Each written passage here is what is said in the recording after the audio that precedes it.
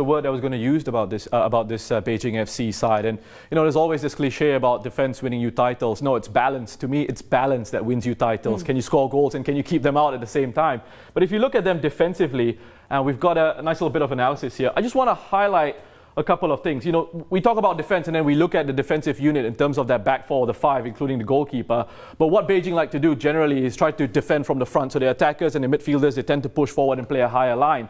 But when that press is bypassed, as you'll see here in this example, what could happen is there could be a space opening up just in front of that defense for the opposition to attack in terms of getting that ball and running directly at this Beijing FC defense. But look at what happens here now. It's just basics, right? Getting their basics right. And you've got top professionals in there. Kim Min-jae is absolutely outstanding. Have a look at his body stance, nice and low, side on, looking to guide the attacker one way. And then you've got cover coming in.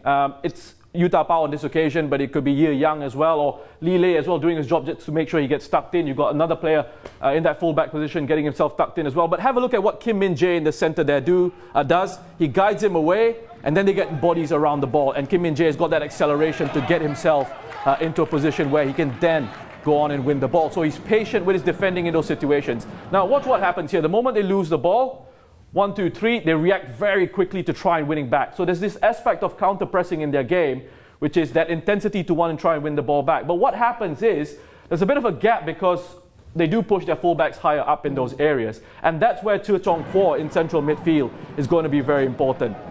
As it goes out into a wider area, you're going to see the number 6, Tze Chong Kwo, coming out. He's going to try and delay the play, and you're going to have Beijing FC's midfielders coming back, tracking back. The likes of Fernando, the likes of Renato Augusto, they all get themselves back into defensive positions to help their side out. Just want to pause it there again. You'll not see these two central defenders get dragged out of position. Very disciplined, stay in the center of the area as they're backtracking towards goal. They've always got their heads on a swivel, looking to see what's happening in those areas. And again, you see numbers around the ball, bodies around the ball. Eventually, it goes out for a corner there. So individually, the players understand their roles. The individual defensive quality is there. Tze Chong Kwo, as I mentioned, is going to be very important for them in that defensive midfield holding role, but also in central defense. I mean, Kim Min-jae is an absolute monster. Yeah, well, it could turn out